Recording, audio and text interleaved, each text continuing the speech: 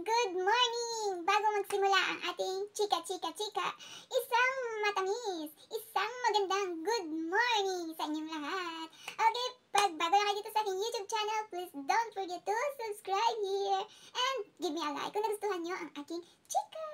At syempre, para lagi kayong updated dito sa aking YouTube channel, please don't forget to tap the notification bell down below para lagi kayong updated. And please guys, comment na rin kayo para masaya tayo. I-share nyo na rin yung mga thoughts nyo, i-share nyo na rin yung mga komento nyo. Okay, so, we have here real to real. Charot! Excited! Parang akong kinikilig. Charot! Okay, so, guys, syempre, lagi tayong magiging positive para pasok yung mga positive energy sa ating araw-araw. And then, always be kind each other. And huwag natin kalimutan palagi ang mag-pray. Okay, hindi man natin ipapakita yung mga prayers natin, but we have to pray from the bottom of our heart. Yes! Did you hear that? Yes, that's right. Okay, so, wala nang paligoy-ligoy pa. Punta na tayo sa ating topic for today. Yun ang yung topic natin for today. Excited! Okay, tara! OMG, Kim Cho, spotted sa Baguio. At ito nga guys, kalat na yung mga picture ni Kim na spotted doon sa mga puno. At ito ay ang hula ng mga fans ay nasa Baguio si Kim kasama ni Paolo Abilino. At ito nga ay si Paolo, syempre, di ba taga Baguio si Paolo, at bumisita si Paolo doon sa pamilya niya. At hindi lang sa pamilya niya, nagbigay din si Paolo ng mga donation sa party doon sa lugar niya na naapektuhan ng Bagyong Christine. At ito nga ay haka-haka na si Kim ay kasama ni Paolo doon sa Baguio.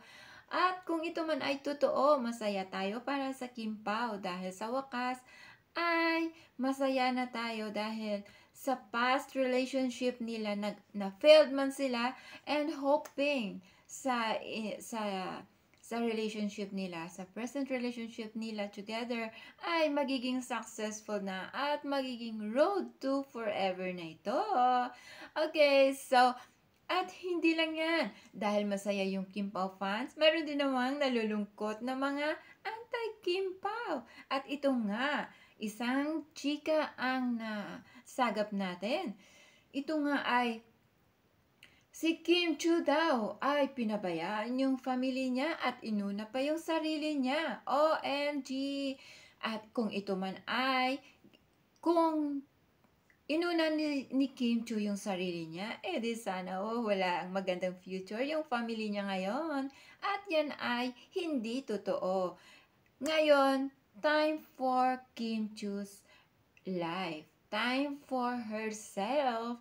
Dahil kung nakikita natin, tapos na nagawa na halos lahat ni Kim yung mga bagay na gusto niya gawin para sa family niya. Nabigyan niya na ng magandang buhay yung family niya, lahat ng mga kapatid niya napatapos niya na sa pag-aaral, at mayroon na sila kanya-kanyang trabaho. O, 'di ba? Ang ganda, 'di ba? Yay! So very successful na si Kim Cho at yung family niya very stable na. Kaya time for herself na naman. Time for her to settle down and time for her to have a baby. Okay, so happy for that, and we're going to wait kung kailan kaya magkakaroon ng Kim Pao wedding and then Kim Pao baby. Ay, nakaka-excite.